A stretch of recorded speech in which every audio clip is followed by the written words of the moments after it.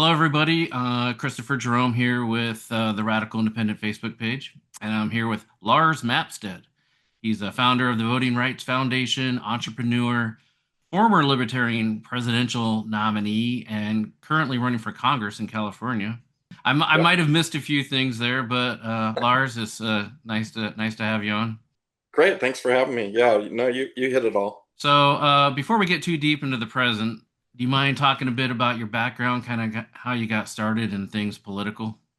Yeah, well, you got to go all the way back to my very beginning because it is how I was raised, is how my politics have been for all my life, which is that I grew up in Big Sur on a pot farm with no electricity in an outhouse. Wow. And so in a literal goat barn for a couple of years, and my parents were hippies, to the T basically. So Nice. so I grew up with hippie parents, and my upbringing was just freedom to express yourself, freedom to do what you want, freedom to live your life the way you see fit. There was no real government, intrusion in our lives until my mom was arrested for growing marijuana. Then the government started intruding. Interesting. But yeah, so then fast forward, I started up a bunch of internet companies, became quite successful in that, which was a total shock from growing up so ridiculously poor to now being, wildly successful. But, all of my business dealings, all of the things that I ever did, all had this sort of, treat people with respect, build up your business. Capitalism is the greatest tool to success for people, to lift people up out of poverty. I'm a good example of that. And lift people up around you as much as you possibly can while you're doing your business. And then in 2020, I've always been sort of a maverick when it comes to voting.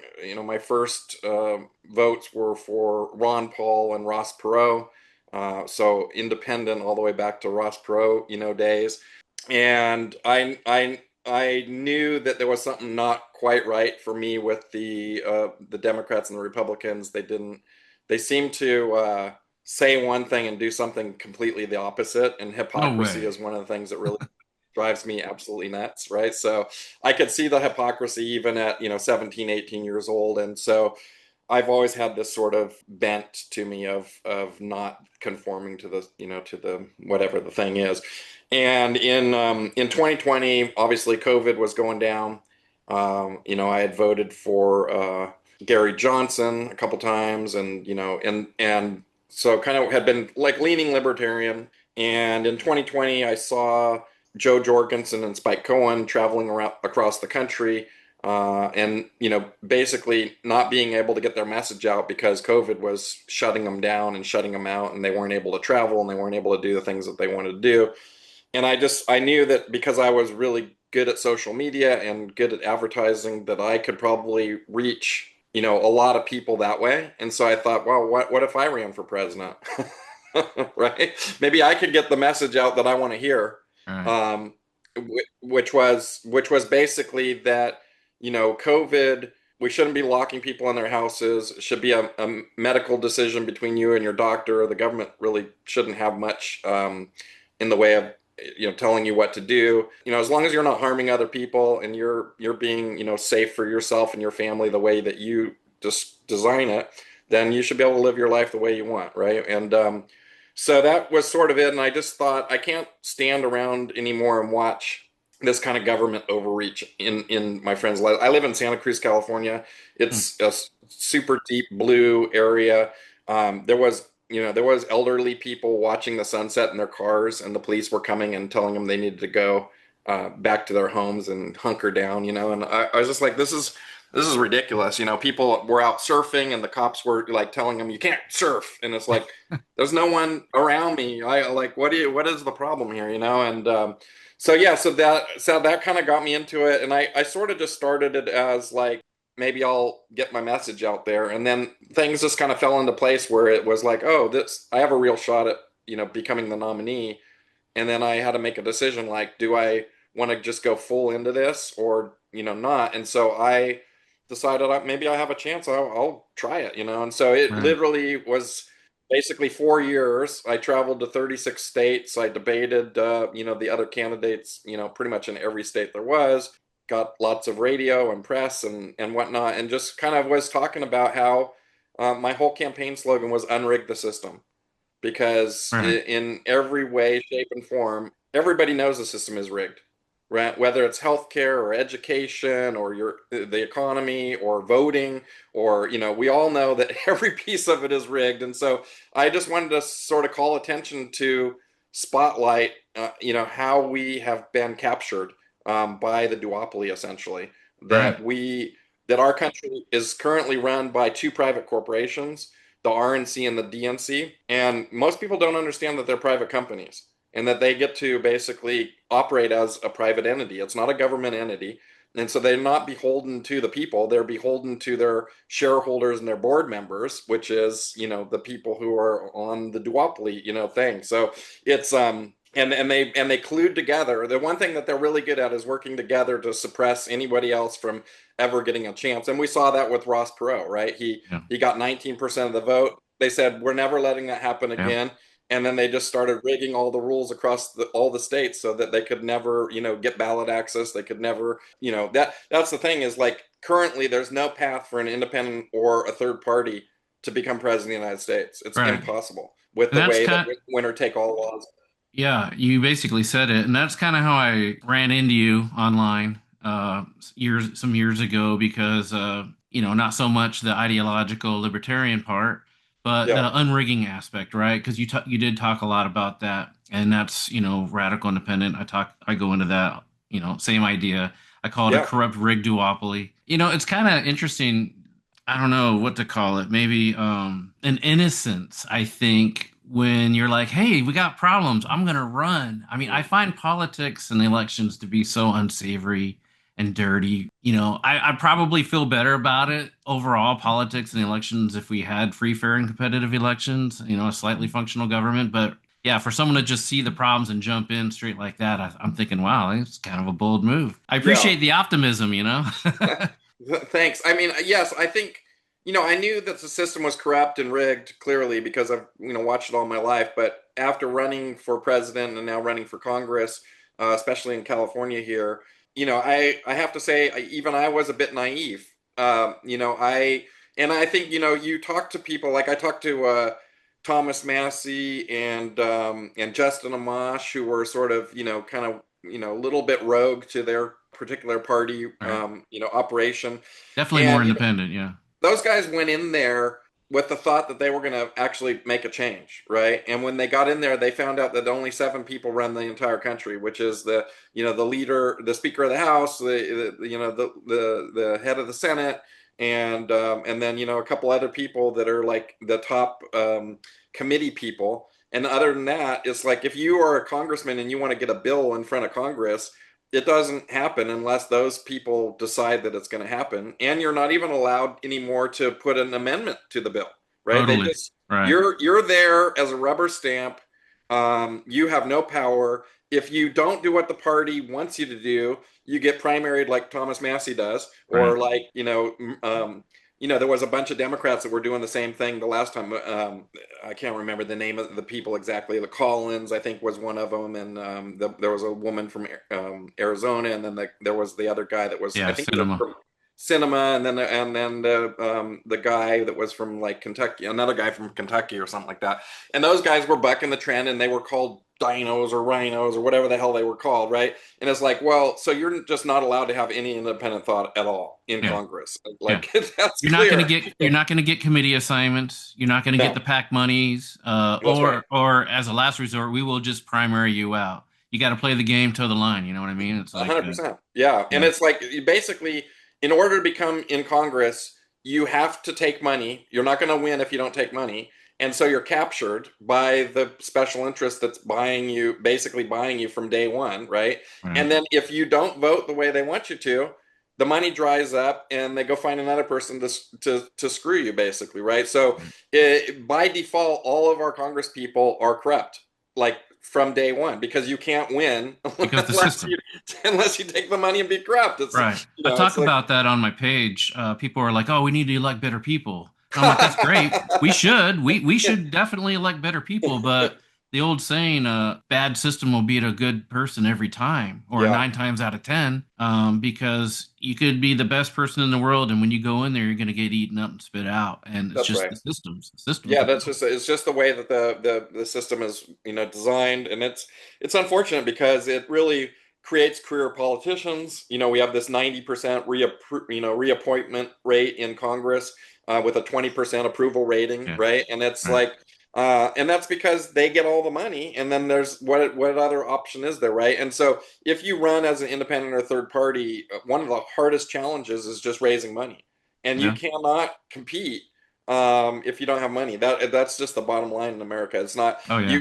you could you could have a great message. It doesn't matter because if you're not buying TV ads, basically like the whole polling system, right, is corrupt too, because the way polling works is they won't include you in the polls because you're not buying ads on the TV, right? And they won't do it. And so then you don't exist. If you're not in the polls, you don't exist, right? So it's like this weird catch 22, and then the whole like keep you out of the debate kind of scenario, suppress your message. It's really challenging. So even if you have massive, massive, massive money like Kennedy did, and you run as an independent, you can't get the ballot access. You can't get on the ballot. They sue you off the ballot. They suppress you, and even if you had 50 million bucks, you cannot do it. It's not possible. And so we've basically have a captured system between these two private corrupt parties, corporations that just run the country. And I'm working on trying to change that in my own way, but I think we need a lot more people pressing up against this system and try to break it up, or we're Yeah, I feel like it's a kind of a growing movement. It's still kind of smallish in the big scheme of things, but yeah, just election reform in general. So, talk a little bit about your Voting Rights Foundation, something you set up. I'm assuming it's basically everything that you've been talking about already, just kind of unrigging the system. At the yep, Radical Independent, I talk about all kinds of election reform, and I'm pretty non-judgmental on it. I like it all. Do yeah. as much as we can, and ranked choice voting, proportional. I'm a big fan of independent primaries. I'm like the only one of three people in the world who talk about some independent primaries as opposed to open primaries. I think we Yeah. don't really see eye to eye on the whole primary issue. But Maybe not, but let's dive into that because I think it's a critical piece. In California right now, we have what's called open jungle primary. yeah, Okay, that's terrible. everybody gets on there regardless of party. The cost is the same. The requirements to get on the ballot is the same, but then that's to get on the primary ballot, right? And then they get to the primary ballot and they vote, and only the top two people make it onto the actual election. So it's this like kids table thing where you get sent to the thing. I say, why are we running primaries for private corporations? Why am I, as a taxpayer, paying for two private corporations to basically run their internal elections, right? I say just get rid of the primaries altogether. Go straight to the general election. There's really no need for primaries, in my opinion. It's just a way of gatekeeping people.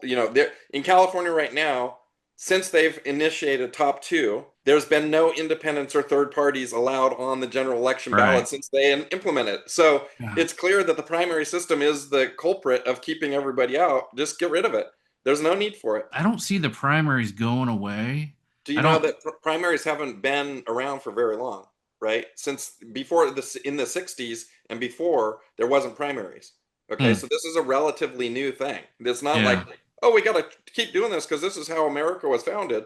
It's no, this is a rigging of the system. The primaries is literally a rigging of the system to suppress and get candidates off the ballot as quickly as possible, right? It's also to suppress their own people, right? Because if you had an open primary or open election where five Democrats could run against each other, don't we want competition? Do we really want the Democrats to appoint their nominee? Or do we want like competition against their own people? Like if we have tons of people running, Right. right? that is going to sharpen it. And so my whole goal, especially for Voting Rights Foundation, is to create competition in American politics so that everybody has a level playing field, so that everybody can get on the ballot, and as many people can get their voice heard as loud as possible. Because I believe competition breeds excellence, and the more competition we have, the more excellent candidates we're going to have. Does that mean that the two-party system is still going to dominate? Of course they are, because they have all the money, and that's a whole different story that could be a different organization on trying to fix that. But what I'm trying to do right now is just allow anybody who wants to run for office as an independent or a third party or whatever be allowed to do so in an equal fashion to everybody else, so that Yeah. it just seems like it's a no-brainer to me, right? Like that we should Well, have this I competition. just I just feel like, with the primaries, Republicans and Democrats get a primary. Who's the largest voting bloc in the United States? It's independents. Why can't we have our own primary? Why are we different? We're a government designated, appointed type of voter. I want to ensure an independent on the general ballot. And I know like the California method is a disaster There's no way. because Zero chance. yeah, Zero zero chance. chance. Zero Zero chance. chance. And so So, the nice thing about independent primaries is it kind of ensures, basically, as long as one runs, that they will be on the general ballot. but if you got rid of the primary and you went straight to the general ballot, they would be on the general ballot. And here's It's the other it's thing. it's it's a possibility. I mean, I Yeah, feel like kind of it's a bridge too far right now. Maybe the independent primaries is the first stepping stone or something. I don't know. It's sure. The other thing is like, you'll hear a lot of people say, well, we have to have primaries because we have to whittle down the number. We can't have a ton of people on the ballot, right? And currently in California, for governor, there's 60 people on the ballot. It is an entire page of people for governor. And when we had the recall for governor, it was very similar. There was like 50 candidates, right? And people are like, Lars, we can't possibly have 60 people on the ballot. We gotta only have two people on the ballot. You should only be allowed to have two choices when it comes to the actual general election. And I tell them, I'm like, so you're telling me that in June the citizens have enough brain cells to pick between the 60 people and find the candidate of their choice, right? They've still found Gavin Newsom and still elected him, even though it was 60 people on the list. But come November, somehow their brains break and they only have enough brain power to select between two candidates in right, November. And so we have to limit their choices. It's like, right. just give us all the choices. Like, And let funny, us pick and figure it out. yeah, it's funny how two's the magic number, right? I wonder how they came up with that. It's funny about that. Yeah, isn't that funny? Right. So, Yeah. So, the Radical Independence Nonpartisan page, and I kind of approach things from a sort of a centrist, kind of a moderate approach. yeah. But I'm very third party friendly generally, just because I'm all about unrigging the system and free, fair, and competitive elections. And so in that respect, I hope the Libertarian Party and the Green Party and any other party, but especially my heart's with the independents, obviously. But Yeah. yeah, the more the merrier, and trying to get them on the general ballot period is going to be a big win. So what And are so what are that some is what Voting Rights Foundation, by the way, is doing all across the country. So the thing is that there's ballot access laws in every state that are draconian. oh yeah, Um, when I went to Maine, part of my presidential campaign was to to basically get electoral votes enough to stop 270 electoral votes from being won by either Biden or Trump, which would send it to a contested election and send it to the House of Representatives to pick who was going to be the president of the United States, which is been happened twice in history before, all right, by the way. But when I got to Maine, I was like, I want to do this thing, and they said, well, Lars, we don't have ballot access, and I'm like, okay, why not? They said, well, the Secretary of State deleted all the libertarians off of all the ballot of all the voter rolls, so there's no libertarians anymore in Maine. She just deleted them all. And they're like, okay. So they sued, and the judge said, you're right, we shouldn't have deleted them all, but we're not going to put them back. all And right, now you don't have the 10,000 registered voters needed to have ballot access. So you're not on the ballot. You can't get on the ballot. And so they lobbied, and they got that changed to 5,000. And then we were able to get 5,000 registered voters, but it cost $50,000 to all do right, so. all right. And then finally we did that. So the Voting Rights Foundation's whole purpose is to reduce ballot access laws, not for libertarians, not for Green Party, for everybody. Right. It is a truly nonpartisan system Hmm. because I believe that competition breeds excellence and we need as many candidates as we possibly can. How can you run an election if you can't even get on the freaking ballot, right? Right. Like that's the piece there that's really what I'm pushing for. And Yeah. we have a go Most of ahead. the states are terrible in that respect. In Terrible. Arizona, it's like 250 signatures or 500 to run for governor. As an independent, you have to get like 47,000 or something. To It's run as president of the United States as an independent, you need 200,000 signatures, which is $5 million yeah, just for California. It costs $25 million just to get ballot access if you are an independent. Nobody yeah, has $25 million. Come on. That's not even you haven't even run your campaign yet. You just got on the ballot. You haven't right. like bought any media or done anything. So before we can ever think about an independent or third party candidate winning an election and having any opportunity to change anything, we first have to change the system so they can actually participate. Yeah, definitely. when the Yeah, and when the that's a system whole is so separate rigged. issue with like That's right. proportional, talking about the electoral college or whatever. You talk about Maine. I think Maine and Nebraska are the only ones that actually That's do right. kind of Yep. allocate their votes, sort of proportionally, Yeah. which makes a lot more sense because otherwise it's kind of distorted. Yeah. Well, like I fixing gerrymandering as an example, Oh God. the fix to gerrymandering is proportional representation, and the Voting Rights Foundation got a bill in front of Wyoming to put proportional representation in for the state house of Wyoming. It made it to the floor. They debated it. They didn't, move it along, but at least we got it to the floor, which was the first time anybody has gotten proportional representation on the Yeah. floor of any state house, west of the Mississippi. And So that kind of gets into single member districts and stuff like that. Because I know, like a lot of states, they used to have more diversity in their. yes.